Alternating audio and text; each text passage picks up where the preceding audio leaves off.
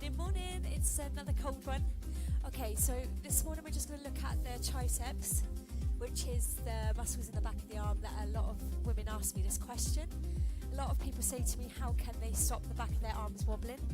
So I'm just going to take 5 minutes of your time to look at this, and I've picked ones that are lying on the floor. I'm just going to come down. I'm just going to use a 5k this morning. The first one's called a skull crusher. So you want your feet on the floor.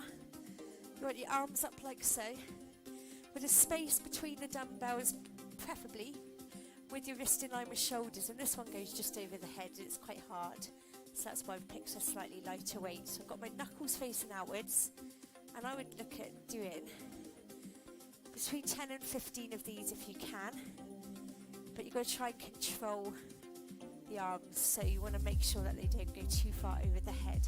That's called a skull crusher. So that's a good exercise to do and get really good results with that. So I'm just going to show you, keep going. So you'll find that the elbows will want to flare outwards, so you need to try and keep them in a little bit. So that's the first exercise. The second one is also with weights. So you're going to be a tricep press. So you want to bring the arms down so the wrists are in line with the elbows. My arms are sore today actually. That's it. So as you bring it down, you want to be keeping the elbows into the body ideally. And again, 10 to 15 reps of these. And this is just 5k, but you can use between a 3 and a 5k is quite good. And I've been pushing myself to use an 8 in the nights, but I'm going to stick with the lighter weight this morning.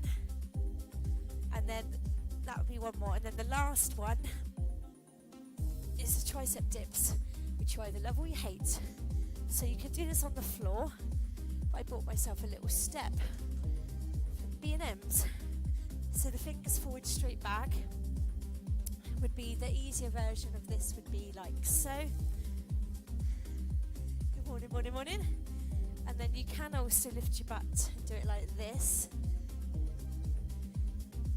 But there's not so much range of movement doing it like that. So a lot of my ladies do this off the couch, but my couch is in the lounge. So I bought myself a little step. So you want your fingers need to face towards your butt for this, but if you're hypermobile, which is double jointed, you're going to struggle with this exercise because the elbows won't bend in that position.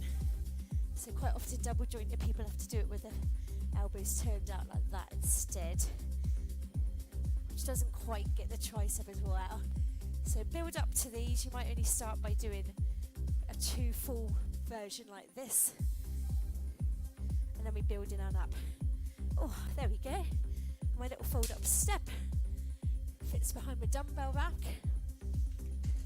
It's amazing what you can fit in your house, isn't it? So have a fantastic day, and I'll see you next week. Goodbye.